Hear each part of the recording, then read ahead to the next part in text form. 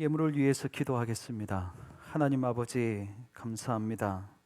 아버지 하나님 앞에 감사하는 마음으로 감사의 예물을 또한 10의 1은 하나님의 것입니다. 구별하여 드리는 11조의 헌금을 작정하여 하나님 앞에 이 교회가 세워진 것을 기뻐하고 또 이것이 다 이제 온전히 하나님 앞에 봉헌되기를 소망하며 건축헌금을 드리는 귀한 손길도 있습니다.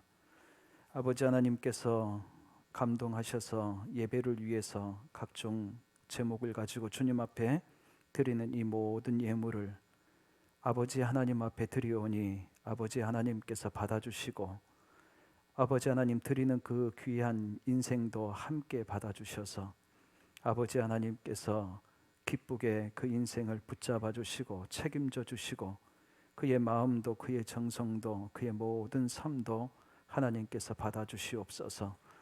오늘 이 시간 우리 모든 심령들이 주님 앞에 나와 머리를 숙입니다. 아버지 하나님, 머리 숙인 하나님의 귀한 자녀들에게 주님께서 은혜를 베풀어 주셔서 그 심령 가운데 하늘의 좋은 것들로 가득 채워주시고 그 인생이 복되게 하시며 그 인생들을 통하여서 하나님의 선한 뜻을 이루어 드리는 복 있는 삶을 살게 하여 주시옵소서. 오늘도 주님의 음성에 귀 기울입니다. 저희들의 영의 귀를 열어주시고 영의 눈을 열어주시고 저희들의 손과 발을 저희들의 가슴을 주님으로 더 깊이 알아가고 함께 동행하며 귀하게 살아갈 수 있는 귀하게 쓰임받는 그런 우리 모두가 되기를 간절히 원하며 예수님의 이름으로 간절히 기도하옵나이다. 아멘. 예수님 앞에 한 여인이 왔습니다. 그 여인은 음행 중에 바리새인과 서기관들에게 현장에서 잡혀서 끌려온 여인이었습니다. 그들이 예수님에게 이런 이야기를 했습니다. 모세의 율법에 의하면 이 여인은 돌로 치라 했는데 당신은 어떻게 하라고 우리에게 이야기하겠습니까? 이런 질문을 했습니다. 사실 모세의 율법에 의하면 어떻게 보면 그들의 말이 맞습니다. 신명기 22장 23절 24절에 있는 말씀을 보니까 처녀인 여자가 남자와 약혼한 후에 어떤 남자가 그를 성읍 중에서 만나 동침하면 너희는 그들을 둘 다 성읍 문에서 끌어내고 그들을 돌로 쳐 죽일 것이니 그랬어요. 율법에 따르면 분명히 돌로 쳐야 되는 것이 맞는데 그렇기 때문에 사실은 이 여인에 대해서 어떻게 판결하는지 율법을 알고 있는지 그것을 확인하려고 한 것이 아니라 지금 유대는 로마의 지배를 받고 있었어요. 그렇기 때문에 사실은 사형을 집행할 수 있는 권한이 주어지지 않았습니다. 그러니까 돌로 쳐 죽이면 로마에서 로마의 법을 어겼다 해가지고 잡아가는 그런 상황이었어요. 뻔히 자기들도 돌로 칠 수 없고 어느 누구도 돌로 칠 수 없을 것을 그들이 알고 있었습니다.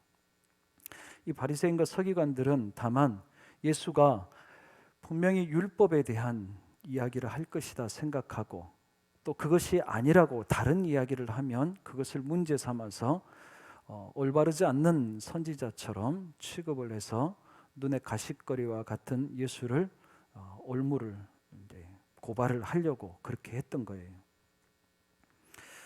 그들의 목적은 처음부터 그 여자의 문제가 아니었어요. 예수님이 목적이었어요. 어떻게 되든지 간에 예수님이 이것 좀 빠져나가기 어려울 거다 생각하고 작정하고 데리고 왔던 거였습니다. 왜 예수님이 그들에게 그렇게 불편했을까? 그것을 우리가 먼저 알고 오늘 이 본문을 이해하는 게 좀 더 나을 것 같은 생각이 듭니다. 요한복음 1장 17절에 보면 사실은 요한복음의 많은 부분이 이 요한복음 1장 17절에 있는 말씀과 지금 계속 맥을 같이 이어오고 있습니다. 율법은 모세로 말미암아 주어진 것이요 은혜와 진리는 예수 그리스도로 말미암아 온 것이니라 그랬어요. 율법과 또 한편에는 은혜와 진리라고 하는 것이 있었어요. 바리새인과 서기관들과 같은 그때 당시에 소위 신앙의 지도자들이 주로 중요하게 여겼던 것은 율법이었습니다. 지금도 율법에 대한 문제를 갖고 나온 거예요. 그들이 생각하기에는 그 여인이 창피를 당하거나 그 상관없어요. 이미 죽어 마땅한 여자라 그렇게 그들은 이미 취급을 했어요. 그리고 그것을 가지고 예수님도 올무를 이렇게 채우려고 했던 거예요. 그랬는데 예수님께서 오늘 본문에 우리가 읽어봐서 다 알겠지만 예수님께서 오히려 그렇게 해서 올무를 뒤집어 씌우려고 했던 그들에게 더 이상 말을 하지 못하도록 만드는 예수님의 대답이 있었어요. 예수님께서는 뭐라고 이야기하셨냐면 그들에게 너희 중에 죄 없는 자가 먼저 돌로 치라 그렇게 이야기하셨어요. 돌로 치지 마라 그런 것도 아니고 율법대로 하려면 좋다. 너희들 중에 죄가 없는 사람이 그렇게 해라. 그렇게 이야기하신 거예요. 예상치 못한 예수님의 이 대답에 사람들이 그 자리에 모여 있던 사람들이 하나 둘씩 마음에 어떤 그런 거리낌들, 불편함들을 생각하고 하나씩 둘씩 떠나가서 나중에는 그 여인과 예수님만이 남으셨어요. 예수님께서는 무엇을 지금 이야기했냐면 율법을 이야기하는 그 대화 가운데서 오히려 그들을 포함한 모든 사람들이 지금 죄인이다라고 하는 것, 죄로부터 자유할 수 없는 사람이다 하는 것을 다시 상기시켜 줬어요. 저와 여러분들은 우리가 다 믿음 안에서 우리가 고백하는 것은 우리는 죄인입니다 하는 고백이에요. 그런데 죄인이면 당연히 돌을 맞아 죽어야 되고 죄인이라고 한다면 그 죄값을 스스로 책임지고 치를 수 있어야 되는 게 기본적인 상식입니다. 그렇죠? 그렇기 때문에 율법이라고 하는 것이 사실 틀린 이야기는 아닙니다. 그런데 예수님께서 이 누구도 피할 수 없는 죄의 문제를 이야기하시면서 사실 그 죄를 심판하실 수 있는 분은 예수님밖에 안 계세요. 왜 그러냐면 예수님에 대해서 요한복음 5장 27절에 보니까 인자됨으로 말미암아 심판하는 고난을 주셨느니라 그랬어요. 하나님의 아들에게 심판할 수 있는, 죄를 심판할 수 있는 고난을 주셨다는 거예요. 그것을 유일하게 받으신 분은 예수님, 하나님의 아들 예수 그리스도였어요. 그런데 그분이 심판을 하실 수 있는 상황이에요. 자격도 있으시고 다른 사람은 다 없다 하더라도, 그런데 그분이 이 죄에 대한 문제를 법으로 해결하지 않으시는 거예요. 법으로 해결하면 그 여인은 돌에 맞아 죽어야 됐어요. 그런데 예수님이 해결하는 방법은 법이 아니었어요. 왜? 법으로 하면요, 살아남을 사람이 아무도 없는 거예요. 법으로 하면 그 자리에 그 여인뿐만 아니라 그 자리에 모여있는 어느 누구도 거기에서 자유로울 수가 없었어요. 왜? 그들이 스스로 그대로 대답을 했던 거예요. 죄 없는 자가 돌로 치라 했는데 아무도 돌을 들고 던질 수가 없었던 거예요. 다시 말하면 스스로 다 거리끼는 그 죄의식이 그들에게 있었다는 뜻입니다. 예수님께서는 법이라고 하는 것을 통해서 심판하실 수 있는 권한이 있으시면서 그것을 제일 마지막으로 보류를 하셨어요. 그리고 우선적으로 먼저 주님이 택하셨던 방법은 용서라고 하는 은혜였습니다. 왜 이것을 사용하셨을까? 왜 법대로 처리하면 제일 좋잖아요, 깔끔하니.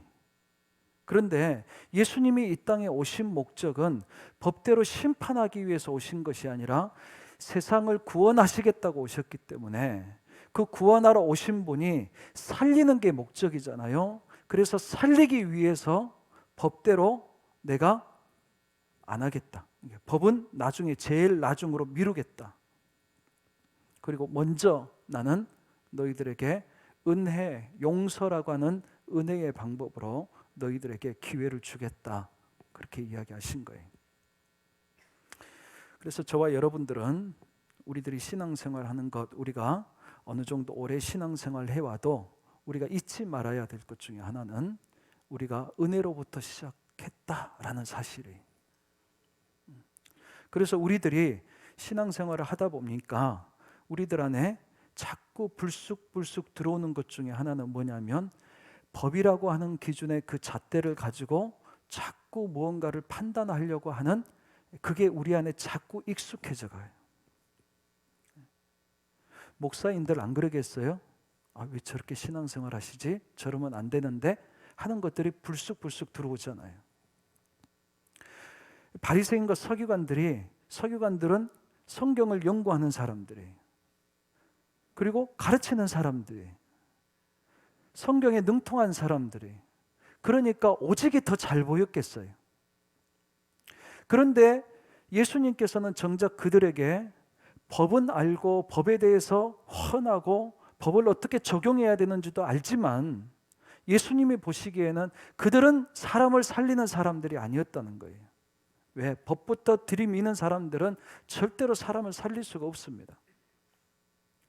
예수님께서 이야기하시는 것은 심판의 고난을 내가 갖고 있지만 나는 그것을 막 쉽게 함부로 사용하지 않겠다. 난 제일 마지막에, 왜? 예수님이 두 번째 오실 때는 그거 사용하시겠다고 그랬거든요. 그런데 첫 번째 오실 때는 예수님께서는 내가 그거 사용하지 않겠다. 그리고 그 법적인 책임, 그 법적인 그런 법이 무력화되는 것입니까? 아니, 그 법에 대한 책임은 내가 다 지겠다. 그렇게 해서 예수님은 십자가를 지셨던 거예요. 그냥 이 가늠한 여인의 그 죄, 잘못한 것, 그 죄값을 지금 예수님께서 자기가 지겠다라는 거예요. 내가 질 테니까 너는 가라. 내가 지고 죽을 테니까 너는 살아. 그렇게 이야기하시는 거예요. 그래서 우리의 신앙생활에 있어서 우리가 예수님을 만나면 우리가 은혜부터 받게 돼 있습니다. 그리고 우리의 신앙생활에 있어서 늘 놓치지 않는 베이스에, 기본에 늘 깔려 있어야 되는, 부족해지지 않는, 마르지 않아야 될 것, 잊어버리지 않아야 될 것, 그것은 우리는 은혜 받은 사람이에요. 내가 죄인인데, 내가 죽을 수밖에 없는 죄인인데 주님께서 나를 살려주셨습니다. 지금 바리새인과 서기관들에게, 그들에게 법이 능통하지, 그 법이 틀린 게 아니에요. 하나님께서 모세에게 이스라엘 백성에게 주셨던 말씀들이란 말이에요. 그게 틀리지 않지만 그것만 갖다가 적용을 해버리면, 그것만 갖고 논쟁을 하고 싸우고 그걸 가지고 정죄하고 심판한다고 한다면 그건 사람 살리는 문제가 아니라는 거예요. 왜? 하나님께서는 살리기 위해서 법을 주셨거든요. 그래서 저와 여러분들이 하나님 말씀을 알아가더라도 우리들 안에 놓치지 않아야 될 것은 은혜입니다. 우리가 교회에 와서 신앙생활을 하더라도 우리가 무엇을 자꾸 회복하는 시간들을 갖냐면 이 은혜를 회복하는 시간들을 가져야 될 필요가 있다는 사실이에요. 이 은혜가 없으면 우리는 누군가를 정죄하게 되게 돼 있습니다. 대부분 거의 저는 그럴 거라고 생각해요. 왜? 성경에 있는 사람들이 은혜를 떠나서 그들이 변화된 모습은 다 정죄하는 사람들이었어요. 무엇보다도 이 율법이라고 하는 것, 그리고 은혜라고 하는 것을 잘 우리가 구별할 필요가 있습니다. 그러면 율법이라고 하는 것이 우리들에게 무슨 의미가 있습니까? 예수님은 이 율법이라고 하는 것을 폐기하려고 하신 것이 아니라 완성하기 위해서 오셨다 그랬어요. 그러니까 율법 자체는, 하나님 말씀 자체는 분명하게 기능이 있다라는 거예요. 그것을 바울은 갈라디아서에서 3장 24절에서 뭐라고 이야기했냐면, 이같이 율법이 우리를 그리스도에게로 인도하는 몽학 선생이 되어 그랬어요. 율법은 우리를 그리스도에게로 자꾸 데려가려고 한다는 그 성격이 있다는 거예요. 우리에게 율법을 주시는 것은 네가 그리스도가 필요하다는 것, 하나님의 은혜가 필요한 사람이라고 하는 것을 잊지 말고 살아야 돼 하기 위해서 우리에게 말씀을 주셨다는 거예요. 그러니까 우리가 말씀을 알아가면 알아갈수록 우리가 어떻게 되어 가야 되는 거예요? 하나님의 은혜를 더 깊이 더 크게 확인하고 그 은혜 안에서 사람을 살리는, 나도 살고 누군가도 살리면서 우리가 살아가는 거예요. 모르면요, 모르면 자기 마음대로 사는 거예요. 그래서 우리는 알아야 돼.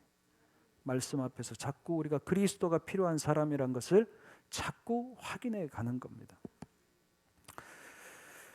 아까 예수님께서는 모세는 율법을 주었다고 한다면 예수님께서는 은혜와 진리를 가져다 주셨다고 그랬어요. 그럼 진리라고 하는 게 남아 있잖아요. 오늘 말씀에 예수님께서 이 가늠한 여인에게 나도 너를 정죄하지 않겠다, 너를 심판하지 않을 거야, 가도 좋아. 그런데 가서 다시는 죄를 범하지 말라, 그렇게 이야기하세요. 다시는 죄를 범하지 말라. 죄는 반복하는 습관이 있습니다. 한번 죄를 지으면 처음에는 막 두렵고 떨리다가 나중에는 좀 담대해지고 좀 나중에는 좀 익숙해지고 막 그래요. 우리 해봤잖아요, 그렇죠?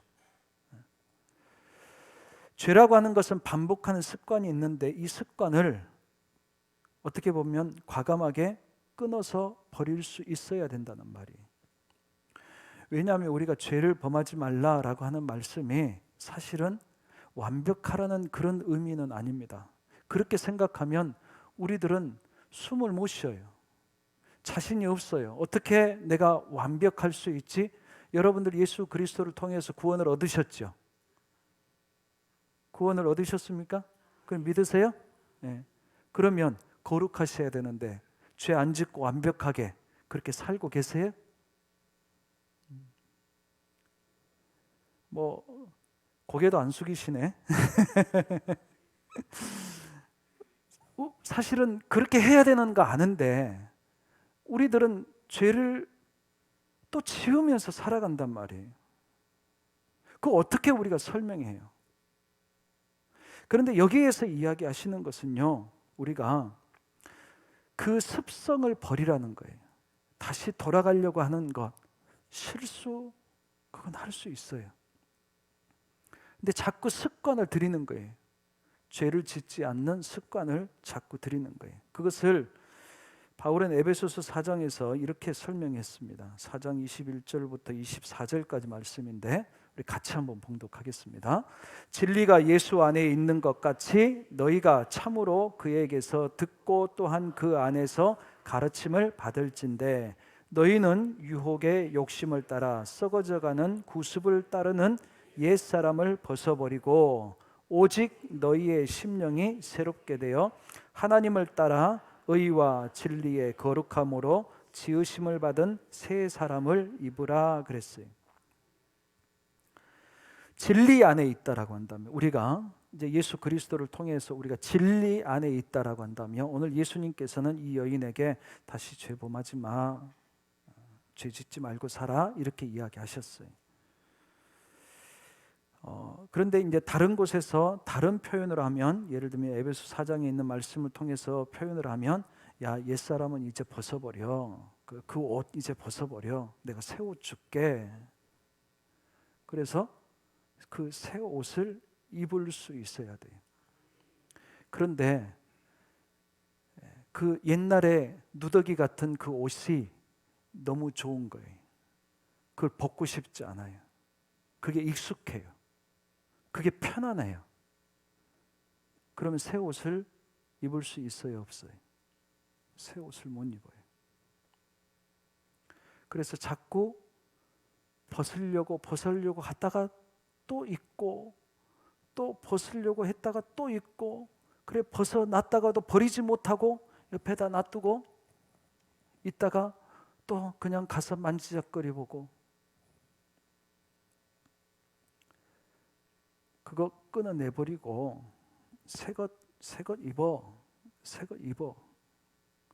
그러니까 거기까지 가는데 시간이 우리가 그 생각을 하면 이해가 돼요. 그동안 입어왔던 것이기 때문에 편안하기 때문에 익숙하기 때문에 습관이라고 하는 것은, 죄는 어떻게 보면 한 번의 실수를 두고 이야기하는 것이 아니라 이미 습관이 돼버렸어요. 옛사람이라고 하는 건 삶의 습관이 돼버린 거예요. 하나의 사건이 아니에요. 그렇게 늘 죄를 지으면서 살아왔어요. 늘 그렇게 생각하면서 살아왔어요. 그런데 그 생각이, 그 습관이 하루아침에 잘 안 바뀌잖아요. 그래서 우리들에게 선언을 해주는 거예요. 이제는 너희들은 애굽의 종노릇하는 노예가 아니야. 이제는 너희들은 내 백성이야. 이제는 옛날에 노예처럼 그렇게 생각하지 말고 이제는 하나님의 백성처럼 생각하고, 그러니까 생각을 바꿔야 되잖아요.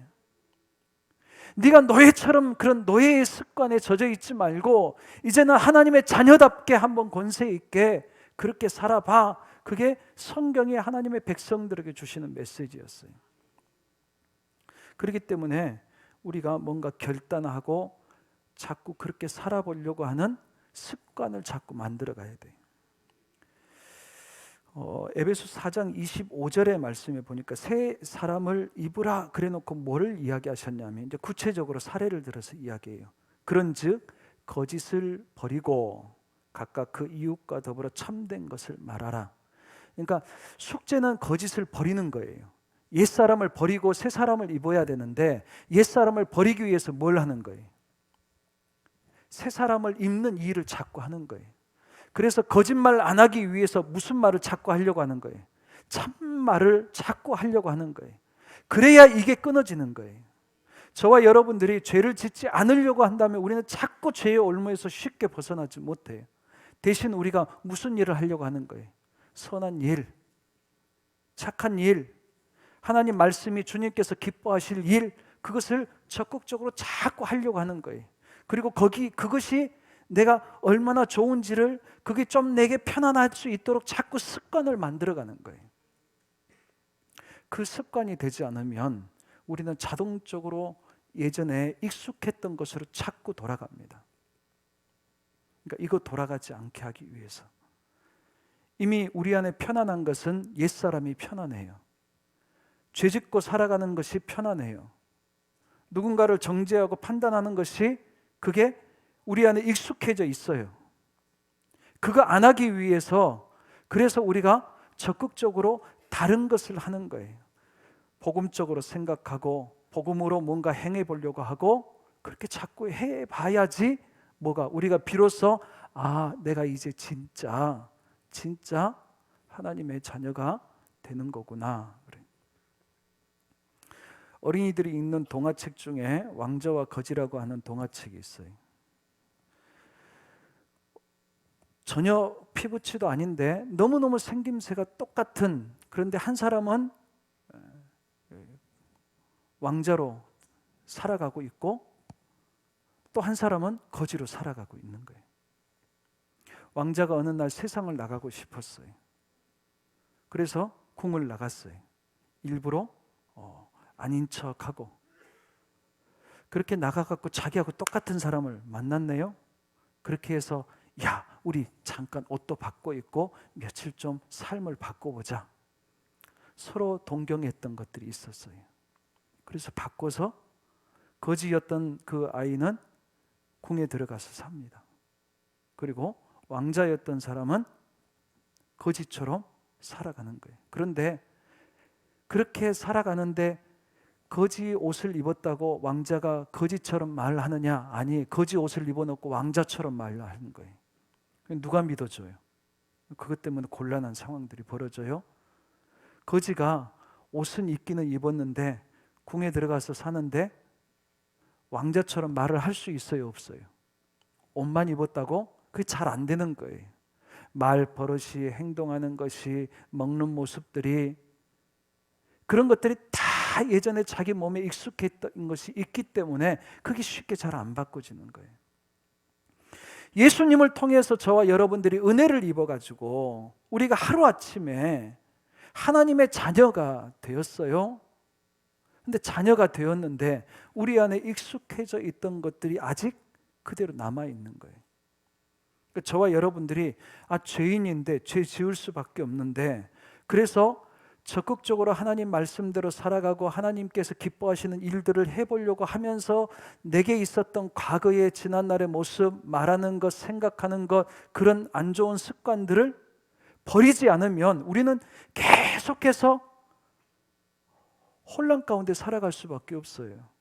구원은 얻기는 얻었는데 죄인이라고 말하는 게 좀 더 자연스럽고, 나를 성인이라고 이야기하면 우리는 잘 그런 표현 안 쓰지만 의인이라고 하는 이야기나 성인이라고 하는 이야기나 사실 의미적으로는 비슷한 이야기예요. 저와 여러분들이 예수님처럼 살아가야 되는 것이 사실은 성경적으로 맞는데, 우리가 예수님처럼 살아가면 야, 내가 어떻게 예수님처럼, 그 불경한 소리, 그런 바리새인들하고 똑같은 이야기예요. 예수님이 오셔서 하나님을 아버지라고 하니까 그 하나님을 모독하는 거라고 해가지고 막 달려들잖아요. 저와 여러분들이 그렇기 때문에 우리가 진리라고 하는 것은, 진리 가운데 산다라고 하는 것은 오늘 예수님의 표현 안에서는 야, 죄짓지 마, 이제 너 죄짓지 않도록, 실수도 하지 마, 그 이야기가 아니에요. 다시 돌아가려고 하지 말고, 또 그렇게 하기 위해서 네가 적극적으로 참다운 삶을 살아가려고 해봐야 된다는 거예요. 우리가 뭔가 이렇게 살아갔다고 자랑하기 위해서라기보다는, 물론 그게 자랑스럽기도 하고 우리들에게 큰 자부심을 갖게 하는 것도 사실이기는 해요. 그렇지만 사실상 그것을 자랑하려고 할 만한 것까지는 아닐 수 있어요. 근데 더 유익하고 더 중요한 것은 뭐냐면, 내가 비로소 한 번 하면, 두 번 하면, 세 번 하면 이제는 내가 그것을 떼어낼 수 있는 용기가 생기고 자신감이 생기고 거기 안에서 두려움을 떨쳐버릴 수 있고, 그럴 수 있는, 이제는 하나님의 자녀로 살아갈 수 있는 힘을 내가 얻게 되더라는 거예요. 내가 새 옷을 자꾸 입으려고 적극적으로 하면 헌옷은 자꾸 내가 벗어지게 돼 있어요. 그런데 내가 이것을 안 하면 내가 이걸 벗는 게 너무 불안한 거예요. 정말 그래도 내가 괜찮을까? 정말 하나님 말씀대로 살아도 괜찮을까? 근데 나중에 한번 살아보고 경험을 해보니까 괜찮네, 하나님 이거 진짜 도와주시네, 말씀이 정말 이루어지네. 그러면 어떻게 해요? 두 번째는 더 큰 용기를 낼 수가 있어요. 그렇게 용기를 내다 보니까 우리가 점점 옛사람의 습관 가운데에서 발목 잡혀있던 우리들의 삶이 점점 복음 안에서, 진리 가운데서 이렇게 살아갈 수 있게 된다라고 하는 것을 설명해 주는 거예요. 저는 저와 여러분들이 무엇보다도, 우리가 야고보서 2장 22절 같은 경우는 이렇게 말씀하고 있어요. 네가 보거니와 믿음이 그의 행함과 함께 일하고 행함으로 믿음이 온전하게 되었느니라. 그러니까 우리들은 믿음이 있어요. 그런데 그 믿음이 행할 때에 이 믿음이 자라기 시작하는 거예요. 그냥은 안 자라요. 내가 해봐야 자라요. 부딪혀보고 그러다가 내가 온전하게 다 못 이루어도 그 믿음 갖고 뭔가 살아보려고 했을 때에 그 믿음이 자란다라는 거예요. 기도해야 되는데 하고 알고 기도 안 하면요, 절대로 기도에 대한 믿음이 안 생기는 거예요. 맞기는 맞는데 못하는 것은 직접 내가 아직 안 했기 때문에 그러는 거예요. 해보는 거예요. 처음부터 잘하라는 이야기가 아니에요. 예수님께서도 우리를 잘 아세요. 처음부터 네가 완벽하게 못한다고 우리 혼내지 않으세요. 이스라엘 백성들 보니까 홍해를 건너서 나왔어요.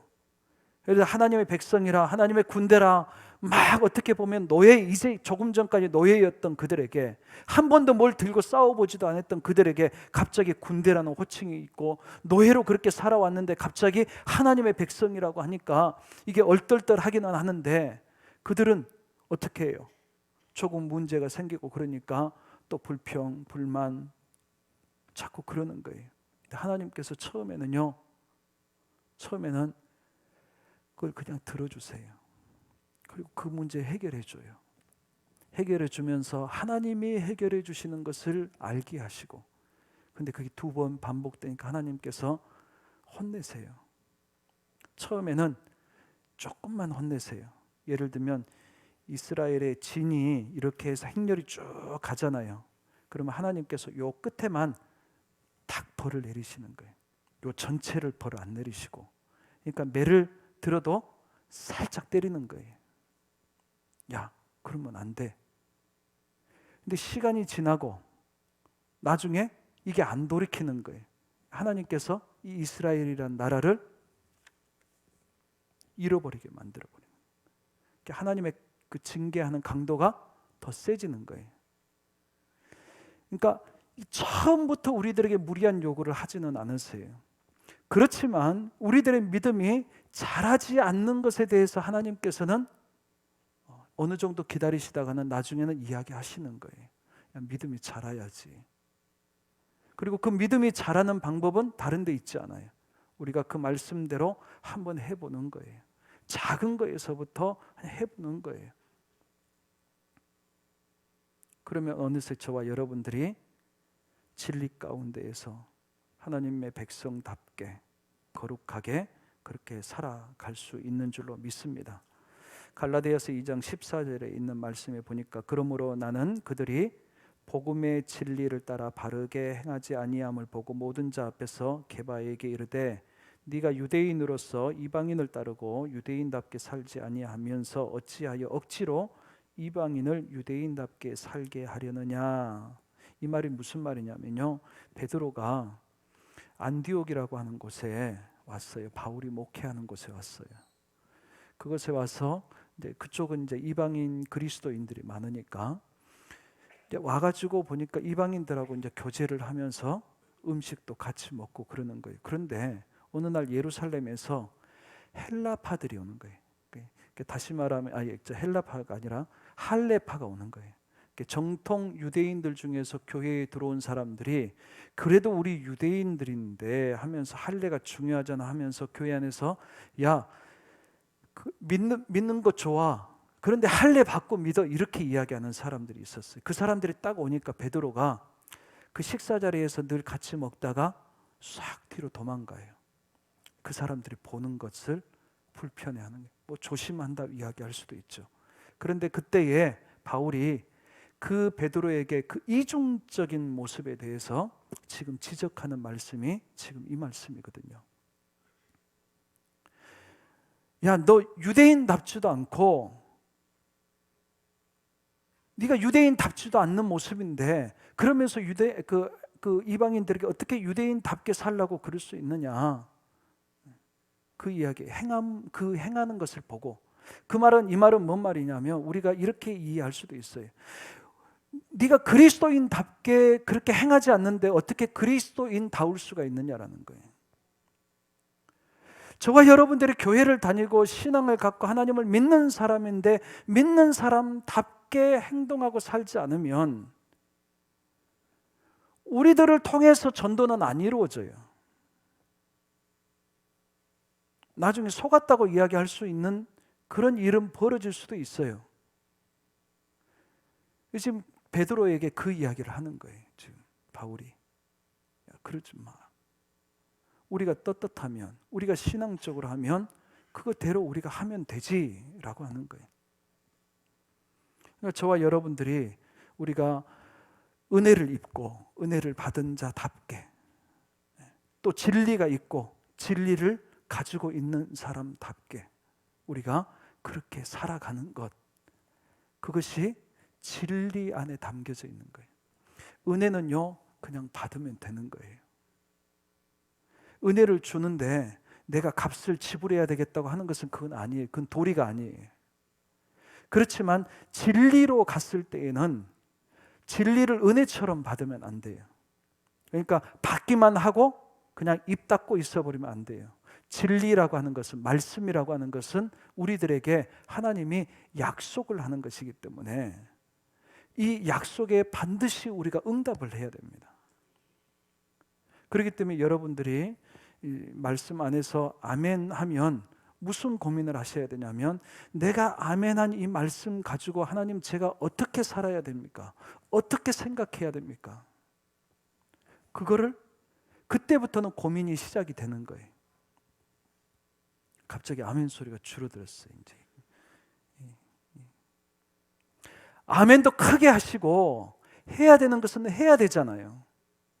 아멘을 크게 하고 그 다음에 그것을 어떻게 내가 살아갈지에 대해서 우리가 고민하는 거예요. 완벽하게 못 살아도 괜찮아요. 아직 내가 습관이 안 돼서 내 믿음이 크지 못해서 그렇지만 그것을 한번 도전하고 포기하지 않으면 그 가운데서 우리의 믿음이 자라나가기 시작한다는 거예요. 갑자기 우리의 믿음이 자라지 않는단 말이에요. 어려움이 없으면 믿음이 자랄까요? 아니, 절대로 그렇지 않아요. 오히려 그 반대예요. 문제를 경험하고 어려움 가운데 있고, 그런데 그 어려움 가운데 있어서 내 믿음이 자라는 것이 아니라 그 어려움 가운데서 내가 말씀 붙잡고 그 말씀대로 그것을 헤쳐보려고 하고 노력해보고 행동해보려고 하고, 그럴 때에 저와 여러분들의 믿음은 자라게 되고, 어느새 우리가 옛사람에 가까웠던 우리들의 삶이, 우리들의 생각이, 우리들의 습관이 점점 그리스도에게 가까워지는 삶을 살아가게 되는 줄로 믿습니다. 지금 예수님께서 이 가늠한 여인에게 부탁하는 것은 그거예요. 네가 지금 습관이 돼 있죠. 이거 한 번 실수해 갖고 온 여인이 아니거든요. 네가 이거 끊어라, 결단해라. 결단하는 거예요. 우리가 마음 먹고 결단하며, 우리 연초에 다 결단하셨죠. 나름대로 기도의 제목 적고 그 다 잊어버리지 않으셨잖아요. 그렇죠? 그런데 3일이 지났는데 어떻게 괜찮으세요 지금? 보통 작심 3일이라 하잖아요. 유효기간이. 좀 이따 이제 구정 오면 그때 다시 한번 결단하실래요? 우리나라는 참 좋아요. 당연히 한 번 더 결단할 수 있는 기회를 주니까. 그런데 그 결단을 우리가 자꾸 하는 거예요. 하나님, 제가 결심했는데 또 오늘 무너졌습니다. 그렇지만 다시 이 말씀 앞에 제가 다시 한번 마음 먹습니다. 결단하겠습니다. 그렇게 또 해서 해보는 거예요. 학생 시절 때에는 우리 남자분들은 싸움 많이 하면서 살잖아요. 싸움하는 아이들끼리 하는 이야기 중에 맞아서 코피 나면 보통 이긴다고 그래요. 코피 나면 지는 거예요, 어렸을 때는. 그런데 코피가 나도 다시 일어나서 달려드는 애들은 못 이긴다고 그래요. 포기하지 않는 애들. 저와 여러분들이 믿음 생활할 때에 가장 크게 경계해야 될 것은 뭐냐면, 우리가 믿음으로 사는 것을 포기하는 거예요. 하나님 말씀대로 사는 것을 포기해버리는 거예요. 그럼 저와 여러분들의 믿음은 옛사람으로 그대로 머물러서 벗어나지를 못해요. 이스라엘 백성들이 출애굽을 했어요. 기성세대, 소위 장년 남자들이 60만 명 정도가 그때 나왔어요. 애들도 있었겠죠. 그 중에 가나안을 약속한 땅을 들어간 사람은 딱 두 사람이었어요. 여호수아와 갈렙. 두 사람이 왜 들어갈 수 있었느냐? 똑같은 땅을 보고 두 사람은 다르게 봤어요. 다르게 생각했어요. 그리고 다르게 행동하려고 했어요. 똑같은 것을 보고 나머지 10사람은 정탐을 하고 와가지고 나머지 10사람은 다르게 생각했어요. 그리고 안 올라가겠다고 그랬어요. 거기에서 운명이 달라져 버렸어요. 그러니까 저와 여러분들이 이 자리에서도 똑같이 같은 말씀을 받으면서도 우리는 다른 생각을 하고 다른 선택을 하면서 살아갈 수 있어요. 어떤 선택을 해야지 우리가 하나님이 우리에게 약속하신 것을 누리면서 살아갈 수 있느냐? 성경이 우리에게 한결같이 가르쳐 주시는 것은 진리를 따라가라라는 거예요. 저와 여러분들이 오늘도 한 3일 살고 오셨잖아요. 그렇죠? 또 나머지 3일 살면 또 이제 우리가 한 주간을 살게 돼요. 지금까지 살아왔던 시간들도 있어요. 앞으로의 살아갈 시간도 있습니다. 올해도 이미 며칠이 지나갔어요. 또 앞으로 남은 시간 많지만 어느새 또 1년이 훌쩍 지나갈 거예요. 어떻게 사시겠습니까? 올 한 해 우리가 나름대로 기대하고 우리가 믿음 안에서 우리가 소망하고 기도하며 하나님 이 정도의 신앙으로 살아가고 싶습니다라고 하는 그런 목표치들을 세우는 것 중요합니다. 그 다음에 어떻게 해야 돼요? 결심해야 돼요. 작정해야 돼요. 그리고 작정하고 그 다음에 어떻게 해요? 또 3일 만에 무너질 수 있어요. 괜히 3일이 나온 게 아니잖아요. 무너질 수 있어요. 그러면 또 작심하는 거예요. 옆에서 우리 자녀들한테 부모님들이 제일 하지 말아야 될 이야기 중에 하나가 애들 기죽이지 않는 것. 뭐 연초에 애들이 또 이렇게 결심할 수 있잖아요. 그렇죠? 또 안 하는 모습 보면서 내 그럴 줄 알았어 너. 절대로 그 이야기 하시면 안 돼요. 아, 그러면 나는 못하는 사람이구나. 나는 결심해도 이 결심 하나 지킬 수 없는 사람이구나. 그렇게 돼버리는 거예요. 우리는 할 수 있다고 격려해주고 지지해주고 기다려주고 참아주고 함께 가고 저와 여러분들이 하나님 말씀대로 살아가는 그런 훈련들을 저는 그래서 성경 공부는 다른 성경 공부 아니에요. 여러분들이 지식적으로만 넓힌다고 한다면 한 20, 30% 정도만 효과를 누리게 되는 거예요.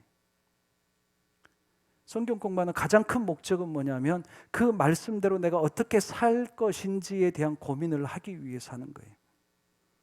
그래서 아마 성경 공부하시면 머리가 좀 더 복잡해지실 거예요. 저는 그게 은혜라고 생각해요. 왜? 내가 고민하기 시작하는 거니까. 아멘 하고 끝나버리면 얼마나 쉬워요. 그런데 신앙이 아멘 하고 안 끝난단 말이에요. 그때부터 시작이에요. 하나님의 은혜가 내게 밀려오면 그때부터 시작이에요. 저와 여러분들이 그런 마음의 다짐을 하고 우리가 믿음으로 올 한 해 후회함 왜 없겠어요? 그렇죠? 후회가 되는 일들이 많겠죠. 그렇지만 그것들을 다시 반복하지 않겠습니다.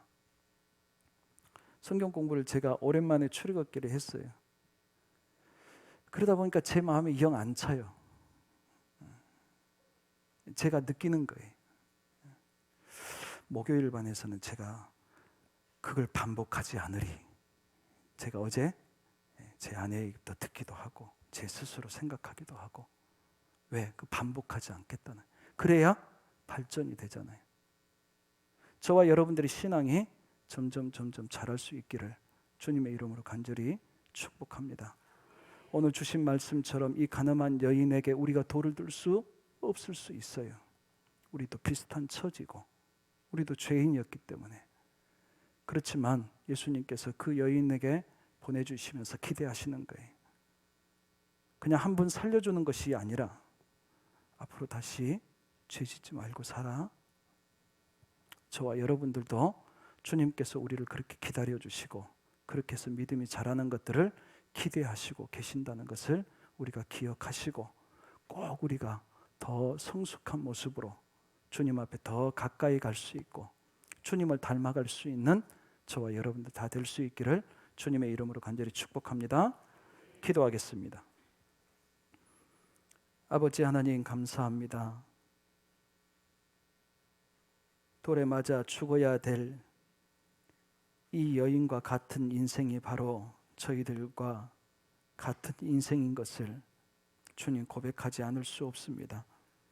그런 저희들이 은혜로 새로운 삶을 얻게 되었고 그래서 우리가 이 은혜를 잊어버리지 않아야 되는 것은 당연할 뿐만 아니라 은혜 받은 자답게 우리가 살아야 될 텐데 하나님 은혜 받고 신분도 바뀌고 하나님께서 우리에게 주신 말씀도 있는데 여전히 우리들의 생각과 우리들의 습관과 우리들의 아버지 하나님 살아가는 삶의 모습이 여전히 주님의 자녀답지 못하고 그리스도인답지 못하다고 한다면 하나님 아버지 우리가 이 절망 가운데서 이겨나올 수 있도록 주님 도와주셔서 감사합니다. 주님 말씀 붙잡고 우리들도 일어서고 더 이상 다시 부끄럽고 수치당하지 않는 하나님의 자녀들로 그리스도인들로 교회로 그렇게 서갈 수 있도록 주님 인도해 주시옵소서. 우리가 결심하고 또 그렇게 따라가지 못하는, 행하지 못하는 그러한 일들이 우리 안에 반복되더라도 하나님 아버지, 우리가 낙심하지 말게 하시고, 아버지 하나님, 다시 한번 결심하고 일어설 때에 저희들의 손을 잡아주시고, 그래 한번 더 해봐 말씀해 주시며 격려하시는 주님의 음성을 우리가 늘 생각하며, 우리가 언젠가는 더 나은 모습으로, 믿음으로 더 온전하게 이룰 수 있도록 주님 인도하여 주시옵소서. 감사를 드립니다. 예수님의 이름으로 간절히 기도하옵나이다. 아멘.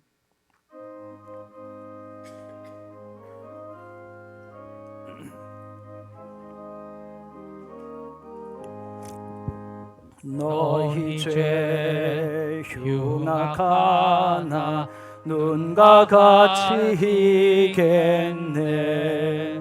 너희 죄 흉악하나 눈과 같이 희겠네.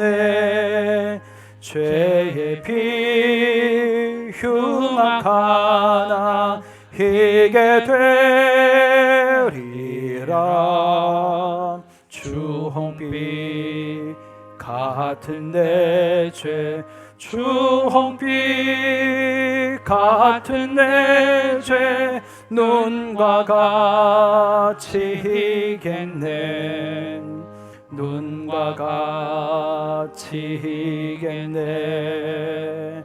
악한 죄 벗으라고 주님 너를 부르네.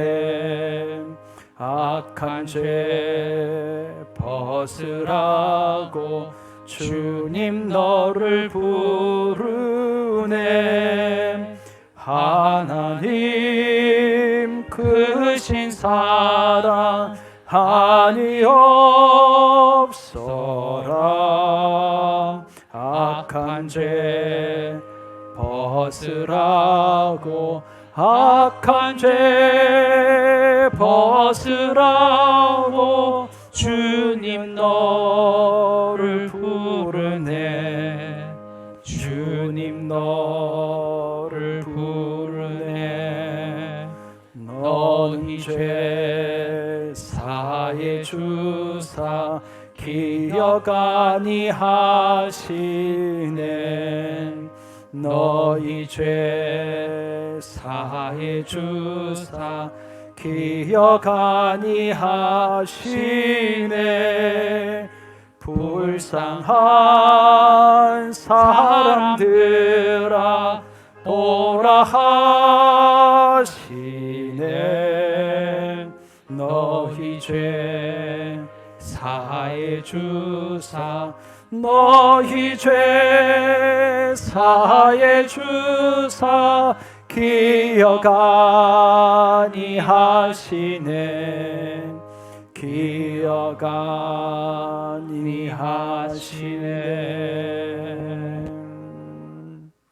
주 예수 그리스도의 은혜와 하나님 아버지의 사랑하심과 성령의 감화 감동하시고 교통하시는 은혜가,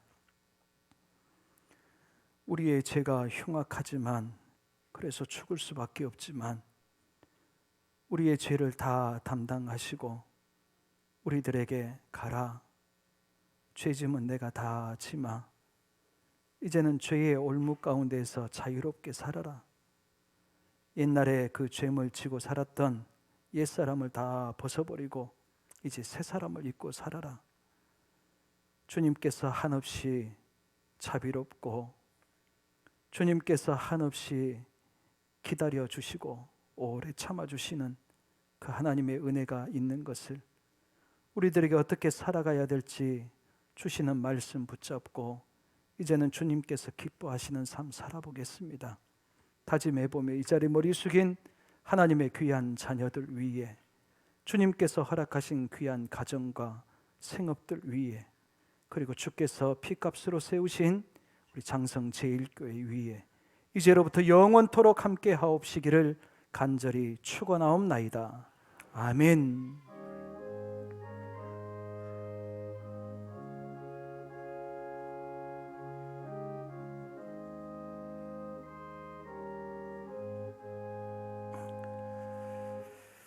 자리에 잠시 앉아주시면 교회 소식 몇 가지 알려드리겠습니다. 우리 성경 공부반에 지원하신 분들, 신청하신 분들